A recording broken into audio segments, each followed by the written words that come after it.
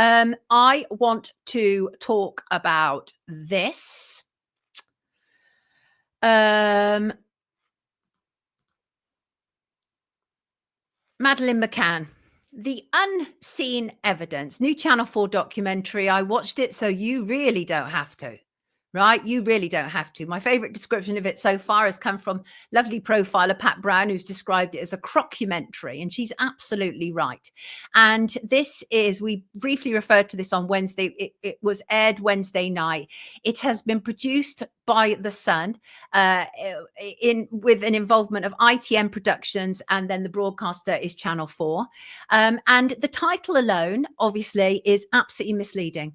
It's humongously misleading. I mean, I don't even know where to start on how misleading it is. But let me tell you, the unseen evidence does not relate to Madeleine McCann. And these people are utterly deplorable. If there's any unseen evidence, it actually relates to Christian Bruckner, the German patsy, who they've been absolutely determined to place this crime on. They describe him as the prime suspect, the only suspect. But you know, the thing is, if British police believe that he's the only suspect, then why have they just got some more money for Operation Grange? Because isn't that about finding missing Madeleine? And if they found the suspect who claims that she's dead, then that doesn't even make any sense. So what happened was that the Sun newspaper claimed to have obtained new evidence. No, actually, it's the whole documentary is largely rehashed old news.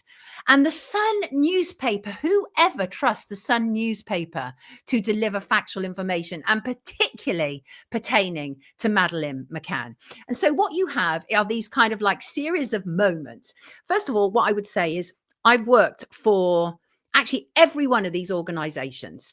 Briefly for the Sun, I once did a piece actually about the sexualization of young people, including Miley Cyrus. And I saw that as particular triumph to get that in the pages of the Sun, because I also talked about the problems attached to like page 3 and the exploitation of women. And they published that in the Sun, which was interesting. So anyway, but by the by, so I've worked for the Sun, I've worked for ITM Productions, and I've freelanced on Channel 4. So I know all the organizations involved. This is an unholy trinity coming together. And they've come together because all three of these organizations have pushed the abduction theory since the beginning. So latching onto this story is extremely useful to them. It helps them validate their lies. Okay. But as I say, they start off from the premise that this is unseen evidence regarding Madeleine McCann. It's nothing of the sort. I'm absolutely sick and tired of these filthy exploiters exploiting the memory of a dead child. I believe Madeleine sadly is not with us. Okay. And they're actually saying that now. Okay. But so what you have is the Sun reporters. And there was like Nick Parker, the foreign editor of the Sun, and he described Madeleine saying that she was a particularly photogenic child. You want to be careful there, Nick. You're starting to sound a little bit like David Payne. I find it quite creepy the way some people describe Madeleine McCann.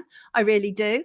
And they brought together a number of media hacks who have pushed the abduction theories. Basically, it's a documentary that's a jolly for all of them. And the script is absolutely ridiculous.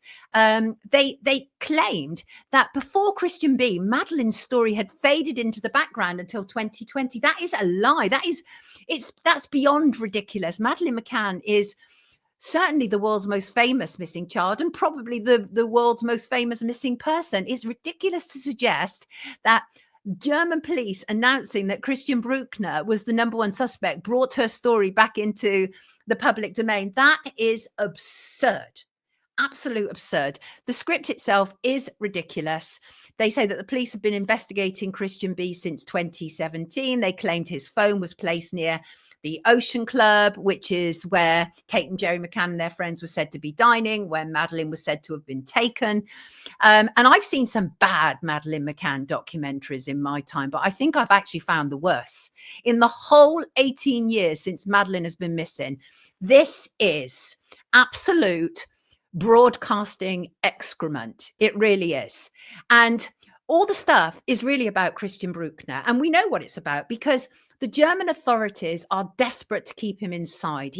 They lost their case against him last year. There were 5 charges against him, including to do with Hazel Behan, Hazel Behan is featured in this Channel 4 crockumentary, mockumentary, whatever you want to call it, but it ain't a documentary. Let's just call it visual excrement. That's what I prefer to call it. And so Hazel is featured, and she was a holiday worker working in Portugal in Praia de Rocha, which is just kind of down the road from Praia de Luz, which is where Madeleine was reported missing from. And Hazel is in this, and she was sexually assaulted when she came back from work one night. A masked intruder. And when the whole story came out to do with Christian Bruckner in 2020, and they said he was the main suspect, Hazel said, this is the man who sexually assaulted me.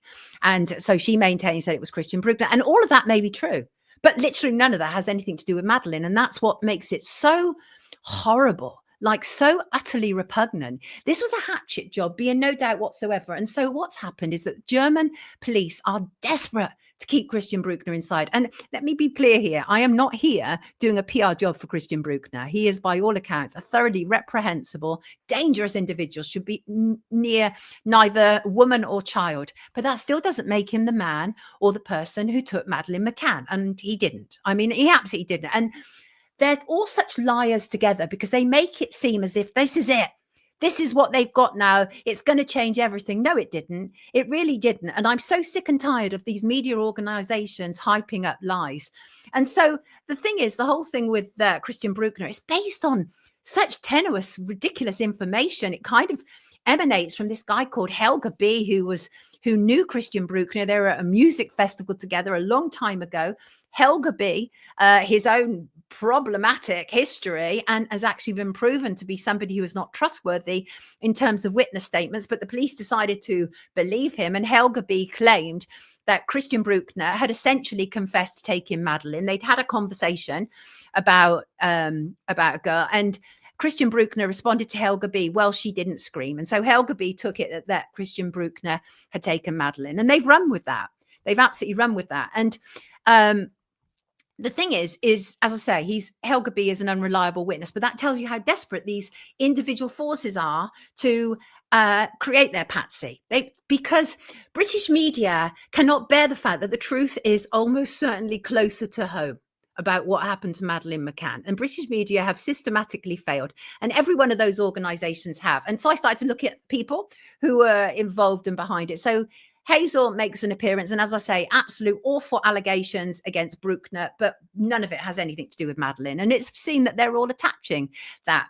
So I looked into it, who was involved. Channel 4, the commissioning editor is Adam Vandermark. And this is where it got interesting, because he used to be an executive producer at ITM Productions.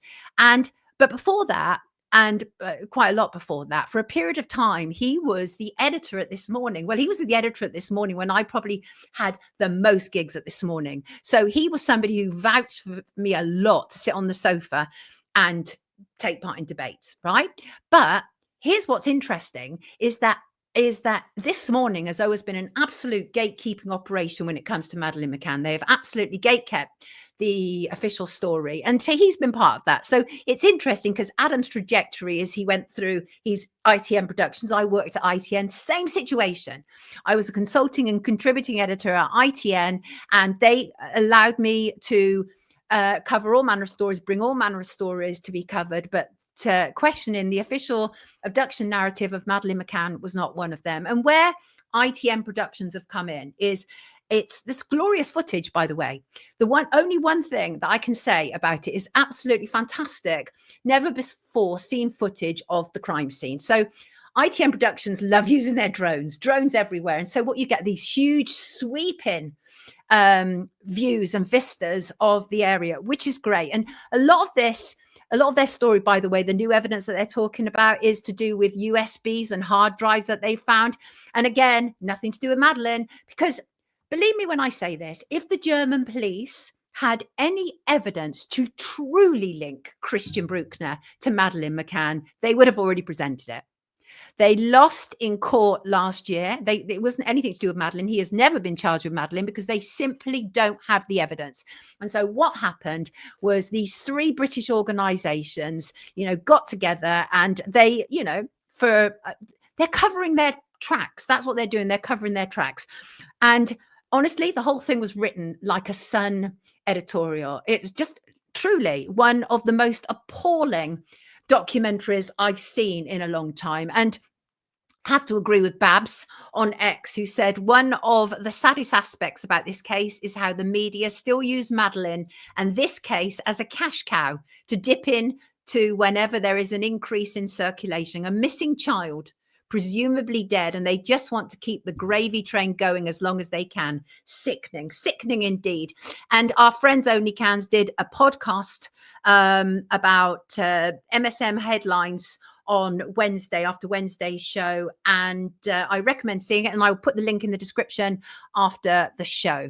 Right, so yes, I watched it, so you don't have to. It is absolutely broadcasting excrement brought to you by 3 organizations that actually should be tried for their crimes against the British public. Because bear in mind that those media organizations continue to push the idea of an abduction, and we, the British people, are continuing to fund it via Operation Grange. I believe that these organizations and these so-called journalists are traitors.